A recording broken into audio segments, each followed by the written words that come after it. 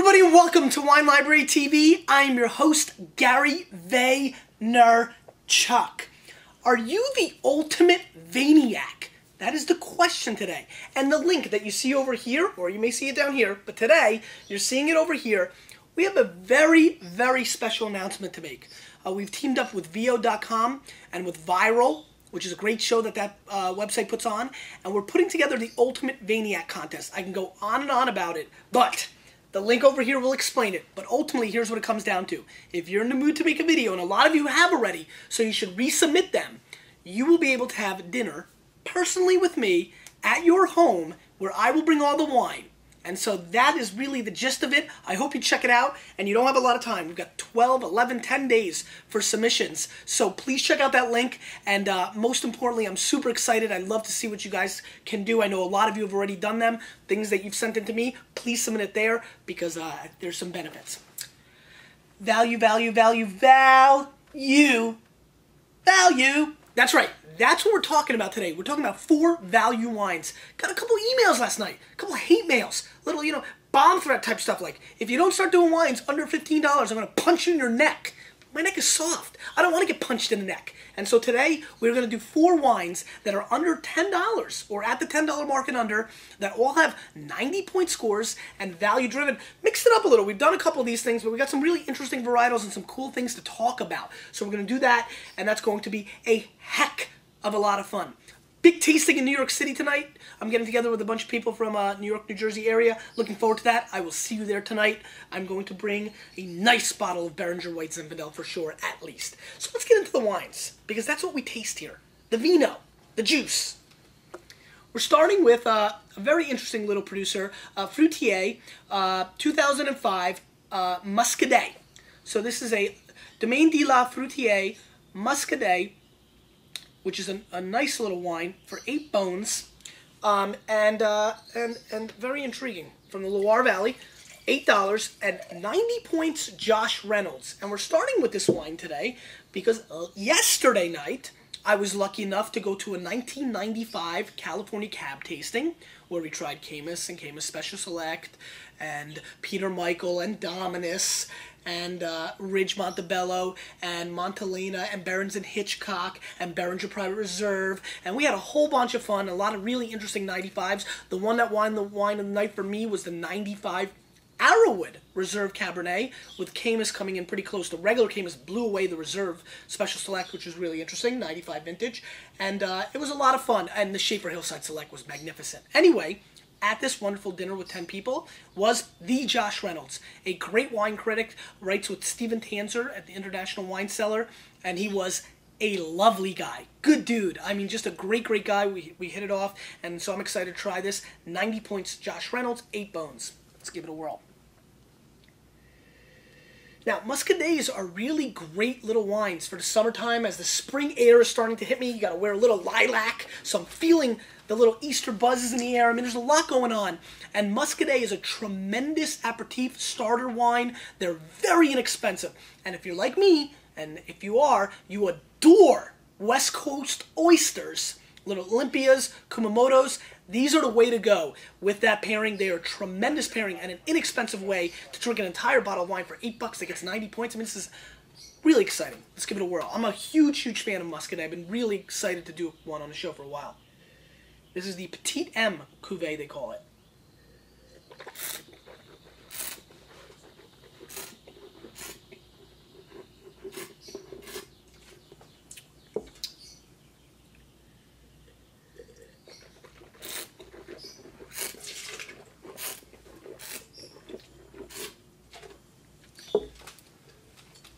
Tremendous minerality on this wine.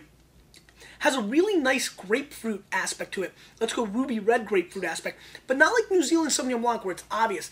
This is more of a tone of it, a little hint of it. Tremendous mineral, kind of like pebbles come to mind.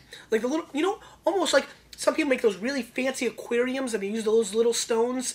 Not the like cheap little colored pebbles, but I mean like real rocks, And I get a little bit of that. I'm getting a very distinct bluestone aspect. I'm getting some real nice, crisp flavors. It's a clean bottle of wine. I'm still tasting a little pear and apple peel on the finish. I like this wine. It's a very fruity and very crisp effort. Two things I like: fruitiness and crispness. Anyway, I'm not going to go as high as Josh Reynolds did. I don't think this merits a 90-point score, but this is a solid 88-point wine. 88 points for this for $8 is something, you know, it's triple eights. I mean, how does that not get you excited? 88 points, $8. Definitely go seek this out. 3 Snowmen, find this. It's good. Let's give it a whirl. The next wine, Silax, 2005 Sauvignon Blanc from Marlborough.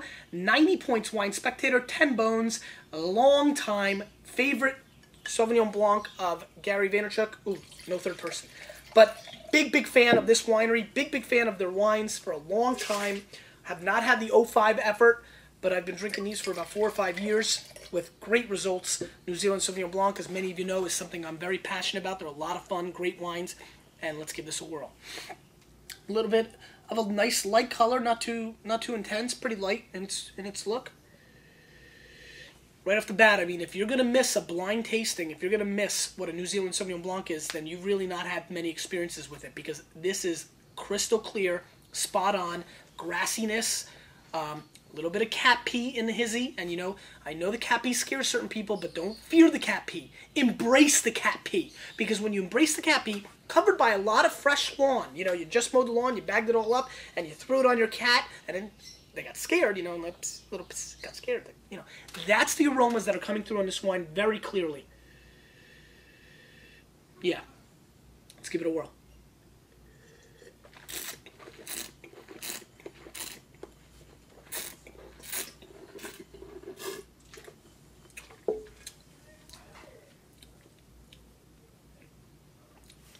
Also, nice crispness, nice little melon flavor going on, little cantaloupe on the mid palate, which is really nice.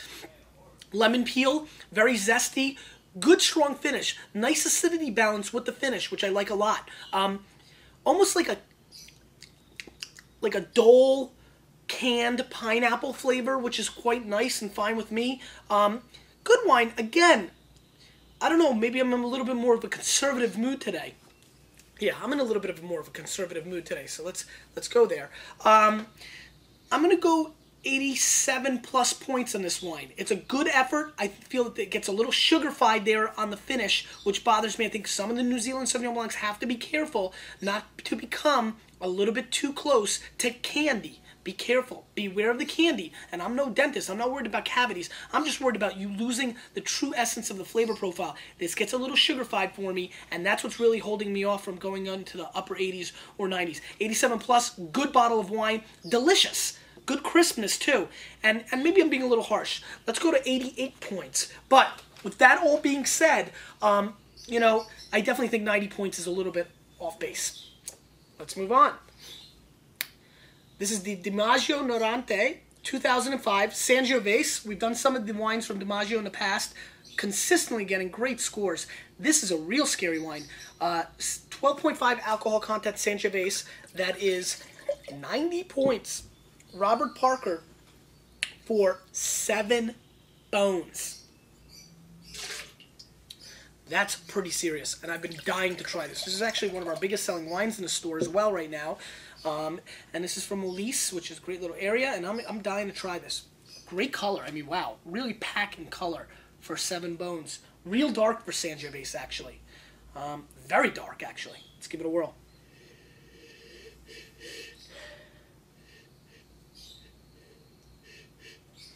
I get a very intriguing mix between Brussels sprouts and chalk dust, and very heavy chalk dust, almost like the teacher forgot to clean out the erasers over the summer, and the first day of school he came in and hit it on the board. It's like a stale chalk dust flavor coming through, and I gotta admit, there's a little poop in here, and a little poop never hurt me or anybody, but it's definitely clear and present in here, like a poop from a little puppy. You know, he's so cute, he's like, oh, little guy, but he still poops. I mean, it's still poop. That's the kind of poop I'm getting through here. Yeah, but the greenness and the chalkiness is kind of interesting. Almost like makes me think of, you know, the Incredible Hulk getting caught up in the in a dust storm in the desert. With some poop. Let's give it a whirl.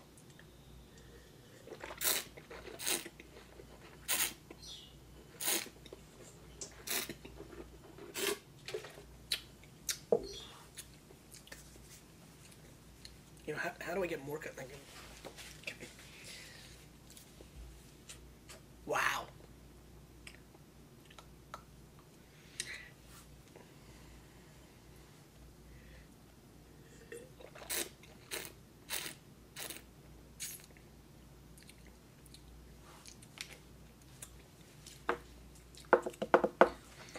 There's a lot of people who would think this wine is okay. It's light, it's fruity, it's pleasant, it's not too much of an issue. It's not bothering you. It's got no dirty flavors. The acidity is fine. I find this wine outrageously underwhelming. I have no idea how this could be a 90-point Parker wine. Maybe we've had different bottles. Maybe this bottle's off. Maybe I'm off. I'm going to score this wine 83 points.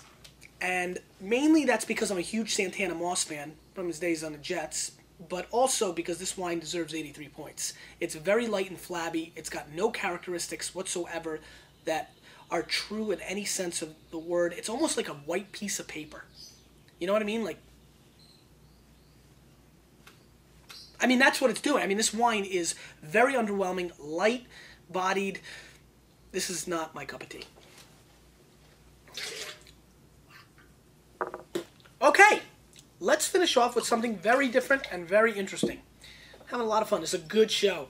I've got to apologize. I really did not, all these value buyers were asking me to do this, and I thought I would be able to deliver a good show for them today, and they've been waiting for it, and they're going to punch me in my throat and coming out with 83s and 87s. All right, Lacox, Rainwater, Madeira, medium dry.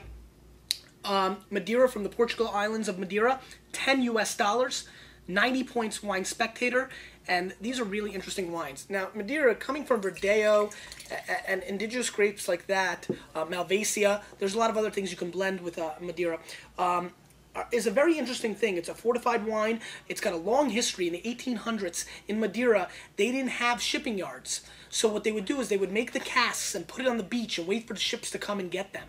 And one certain cask was sitting out there for a long time, which was headed to Savannah, Georgia, by legend, I guess. Maybe it's backed. And as I understand it, it was going to Georgia, and it was sitting there forever. I guess the ship was late or what have you. Maybe some pirates jumped on, little buccaneers from Tampa Bay. People from Tampa Bay tend to be like really, tough, and they can really get you if you're not careful. Buccaneers, and so. Maybe that's what slowed up the ship, but the cask sat out there, and it rained a lot during that period, and the water dripped into the wine and really changed the alcohol content and changed the flavor profile. And at first there was a little confusion if it was going to be cab. It was a big dispute, but at the end of the day, the American importer or dealer or bootlegger or whatever the heck was going on back then decided that was okay. He actually preferred the Rainwater version. It was a little toned down, and that's what you have today. And that's how Rainwater Madeira got its name. Really curious. Yeah, 18% alcohol content. Fortified wine. So for port drinkers, sherry drinkers, I'm excited to do this Madeira. Great, copper, reddish copper, coloring going on in there, a little brandy-esque. I feel like maybe we should go a little bit like this with the... So let's give it a whirl. Classic fortified smell. We're getting the butterscotch coming through on the nose quite a bit. Definitely a ton of caramel and butterscotch coming through, real obvious. Nice. It's really got a great nose. The heat's not too bad, so it's not like a port and some of those things that, where you really burn your nose. It's a little bit more toned down. A little bit of fruitiness coming in through there. What are we getting there? A little bit of a red grape kind of smell, which is kind of ironic, but like a red seeded grape flavor. But very caramel butterscotch. If you're not a chocolate lover with your vanilla ice cream and use alternatives, the brown stuff like I do, chocolate, butterscotch and caramel, this is way up your alley. Let's give it a whirl.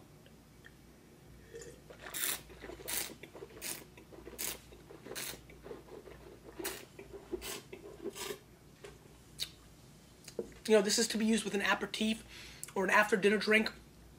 Again, loads of caramel and butterscotch.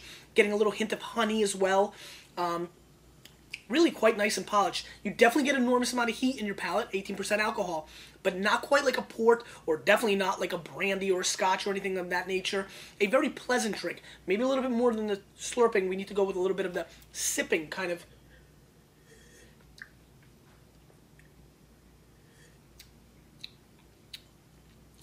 I mean, this is very nice. It's got a nice polish to it, but definitely the heat and the burn is not going to be for everybody. I like this effort. I'm going to agree with the Wine Spectator. I think 90 points is a good score for this. This is one of the better Madeiras I've had in a long time, because there's some junky Madeiras out there. $10, this is a steal. And if you've never had this kind of wine, you should definitely seek it out. It's something different. Again, port fans, fortified dessert fans, you'll like it. And it's a tremendously inexpensive entry into the fray. So please seek it out. Really, really interesting. Nice job by Lacox. Not bad at all. Question of the day. It's going to be a good one.